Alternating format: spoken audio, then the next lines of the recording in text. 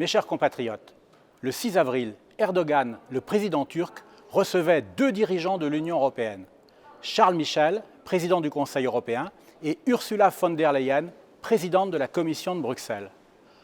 Or, au moment de s'asseoir, il n'y avait que 2 fauteuils pour 3, et ce sont les 2 hommes qui s'y sont installés. Madame von der Leyen est restée debout, interloquée, avant de prendre place sur un canapé à l'écart. C'est ce que la presse a appelé le Sofagate.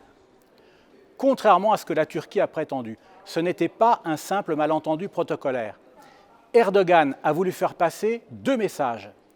D'abord son mépris des femmes.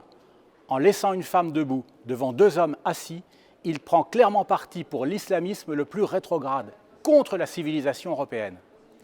Erdogan ne veut pas de l'égalité de l'homme et de la femme. Il l'a d'ailleurs avoué en retirant le 20 mars la Turquie de la Convention d'Istanbul qui cherche à protéger les femmes contre les violences de toute nature. Le deuxième message qu'il a voulu faire passer est son mépris de l'Union européenne. Depuis 2015, l'Union s'est placée en position de faiblesse vis-à-vis de la Turquie en lui déléguant, en échange de milliards d'euros, la gestion des migrants syriens. Erdogan en profite aujourd'hui pour nous humilier, tantôt en violant les eaux territoriales de la Grèce, tantôt en nous menaçant d'ouvrir les vannes de la submersion migratoire, tantôt en se moquant de Mme von der Leyen.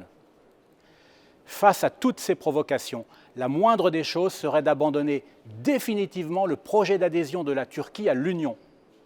Mais l'Union n'est même pas capable de décider cela, preuve qu'elle mérite à certains égards le mépris d'Erdogan. Le Sofagate nous renseigne aussi sur les immenses dysfonctionnements de l'Union européenne. Il met en effet en scène 2 dirigeants, le Belge Michel et l'Allemande von der Leyen, qui n'ont même pas été élus par leur peuple pour occuper leurs fonctions, et qui se chamaillent pour savoir qui a la préséance sur l'autre. On pouvait espérer de leur part davantage de tenue. Von der Leyen aurait dû partir au lieu de s'asseoir sur le canapé et de récriminer contre Michel. Et Michel aurait dû faire preuve de plus de solidarité envers elle. Ce triste épisode a hélas ridiculisé l'Europe aux yeux du monde entier. Or, l'Europe ne méritait pas ça, car elle est bien autre chose que cette union technocratique pilotée par 2 personnages sans relief. Où sont passés les Churchill et les De Gaulle? C'est en portant à leur tête des chefs charismatiques et énergiques que les États européens retrouveront leur fierté et leur prestige, et qu'ils obligeront les despotes comme Erdogan à leur manifester davantage de respect. En matière de politique étrangère, l'Union européenne n'est pas la solution, elle est le problème.